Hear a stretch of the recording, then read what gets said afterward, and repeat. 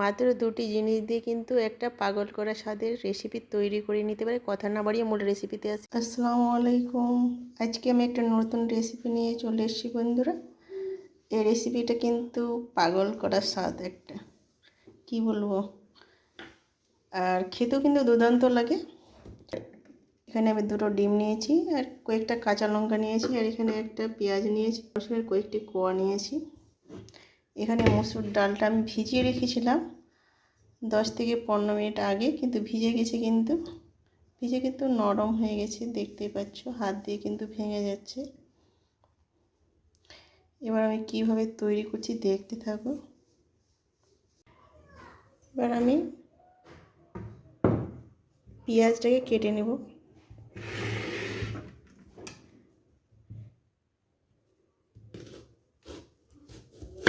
পেঁয়াজটা একটু piece piece করে কেটে নেব, যেহেতু আমি বেটে নেব। বড় করলেই কিন্তু কোনো সমস্যা নাই। একটু দেখো, এবার কিন্তু আমি মোটা মোটা করে একটু কেটে নিলাম। পেঁয়াজটা আমি কেটে নিলাম, দেখতে পাচ্ছ। আর এখানে যে রসুনের কোয়াগুলো নিয়েছি এখানে দিয়ে দিব। এখানে কাঁচা লঙ্কাটা আমি একসঙ্গে এটা কিন্তু পেস্ট করে নেব। আমি এখানে পেঁয়াজ, রসুন আর কাঁচা লঙ্কাটা আমি বেটে নিলাম। ডালটা কিন্তু আমি ধুয়ে নিয়েছি, ভালোভাবে পরিষ্কার করে নিয়েছি। আমি ডালটাকেও বেটে নিব। এটাতে আমি যেহেতু মশলা করলাম, রসুন, পেঁয়াজ আর কাঁচা লঙ্কাটা যে পেস্ট করলাম ওর মধ্যে আমি দিয়ে দিব, ধোয়ার কোনো দরকার নেই। ওর মধ্যেই কিন্তু আমি ডালটা পেস্ট করে নিব। এটা কিন্তু পেস্ট করতে হবে, খুব কিন্তু পাতলাও করতে হবে না, খুব কিন্তু গাঢ়ও করতে হবে না। এবার পেস্ট করে নিব। পেস্ট করে নিয়েছি, একটা বাটিতে আমি ঢেলে নেব।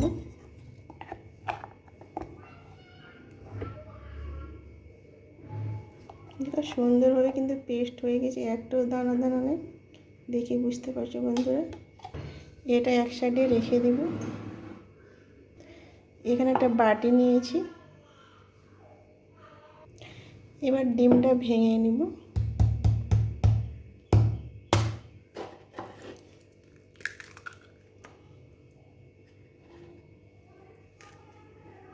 বেশি ডিমও দিতে পারো, যত ডিম দিবে ততই খেতে ভালো লাগবে।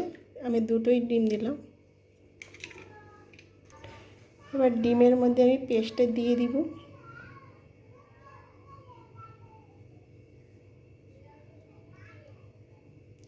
এভাবে কিন্তু রান্না করে দেখবে, খেতে কিন্তু দুর্দান্ত লাগে। আর সবাই বলে মাছ মাংসর থেকে কিন্তু খেতে দারুণ লাগে। দেখো, মাছ মাংসের স্বাদ আলাদা, মাংসের স্বাদ কোনো স্বাদের সঙ্গে তুলনা হয় না। আর ডিমের স্বাদ আর কারোর সঙ্গে তুলনা হয় না, মাছের স্বাদ কারোর সঙ্গে তুলনা হয় না। তবে খেতে কিন্তু দুর্দান্ত লাগে, একটা পাগল করা স্বাদ। এভাবে কিন্তু তৈরি করে দেখবে, খেতে কিন্তু দুর্দান্ত লাগে। এবার কিন্তু আমি ভালোভাবে কিন্তু ফেটিয়ে নিব।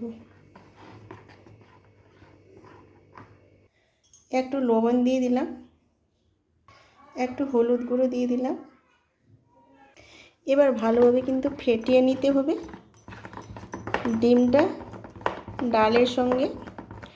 বন্ধুরা, একটু লাইক দিয়ে ভিডিওটা দেখি। তোমরা কিন্তু লাইক দাও না, লাইক দিতে কিন্তু ভুলে যাও বন্ধুরা। লাইক দিয়ে তারপরে কিন্তু ভিডিওটা দেখা শুরু করবে। আর মাছের সঙ্গে কিন্তু কারো তুলনা করা হয় না, আর মাংসের সঙ্গে কিন্তু কারো তুলনা করা হয় না। মাংসের স্বাদ আলাদা, মাছের স্বাদ আলাদা, ডিমের স্বাদ আলাদা, আলাদা আলাদা। কিন্তু এটা কিন্তু একটা পাগল করা স্বাদ। আমি বলবো না যে মাছ মাংসর থেকে সুন্দর, এটা বলবো না, এটা কখনো হয় না। মাছ মাংসের থেকে সুন্দর কেউ হয় না। নিজের নিজের একটা স্বাদ আছে। মাছের স্বাদের সঙ্গে কারো তুলনা হয় না, মাংসের স্বাদের সঙ্গে কারো তুলনা হয় না, সবজির সঙ্গে কারো তুলনা হয় না। এটা ডিমের সঙ্গে কিন্তু কারো তুলনা হয় না। ডিমের স্বাদ আলাদাই থাকে।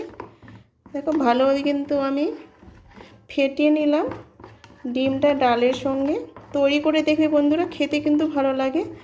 আর বাড়িতে যদি কিছু না থাকে, যদি একটু ডাল থাকে আর ডিম থাকে, তো এইভাবে ঝটপট করে কিন্তু একটা রেসিপি তৈরি করে নিতে পারবে দুপুরের জন্য বা রাতের জন্য, কিন্তু খেতে দুর্দান্ত। অল্প কম সময়ে কিন্তু এটা তৈরি করে নিতে পারবে, ঝামেলা ছাড়াই কিন্তু তৈরি করে নিতে পারবে। আমার কিন্তু ফেটানো হয়ে গেছে কথা বলতে বলতে।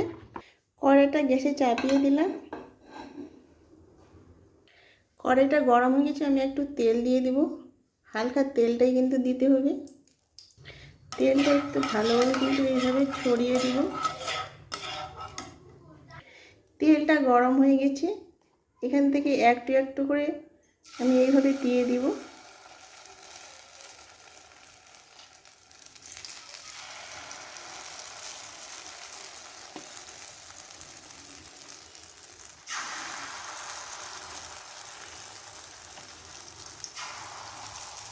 আমি একটু একটু করে দিয়ে দিলাম। আর কিন্তু গ্যাসের কিন্তু কমিয়ে দিতে হবে, হাইটে কিন্তু করা যাবে না, নাহলে ভালো হবে না, পুড়ে যাবে। দেখো এবার কিন্তু শক্ত হয়ে গেছে, এবার উল্টে দিব।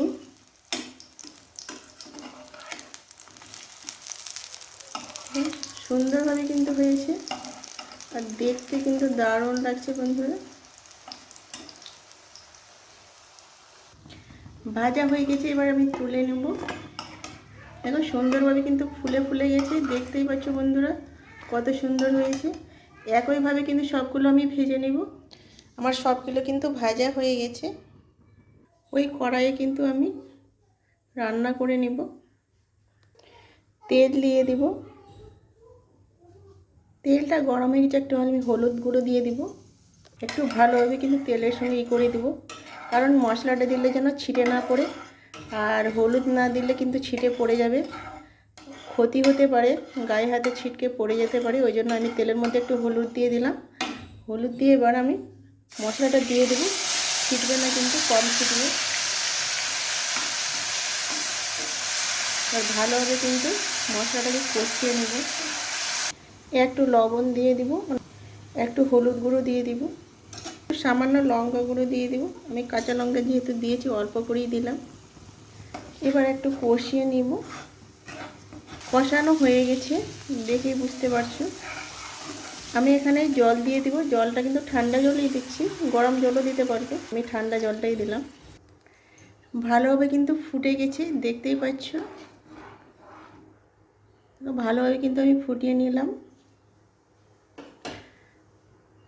এবার আমি দিয়ে দিব, সবগুলো আমি দিব না, কিছুগুলো আমি এভাবে ভাজা খাবে, আর কিছুগুলো আমি দিয়ে দিলাম। আমি 2 মিনিট একটু কুক করে নিব, আর বাস হয়ে যাবে। 2 মিনিট করলে কিন্তু হয়ে যাবে। 2 মিনিট জাল করে কিন্তু আমি গ্যাসটা বন্ধ করে দিয়েছি। আমি একটু দেখিয়ে দিচ্ছি, কালারটা কিন্তু খুব সুন্দর এসছে। আমি একটু পাতলা ঝোলই করলাম, পাতলা ঝোল খেতে কিন্তু ভালো লাগে, আর দেখতে কিন্তু খুব দুর্দান্ত হয়েছে, খেতেও খুব সুন্দর। এভাবে তৈরি করে দেখবেন আমার মতো। এখানে ভিডিওটা শেষ করলাম, আল্লাহ হাফেজ।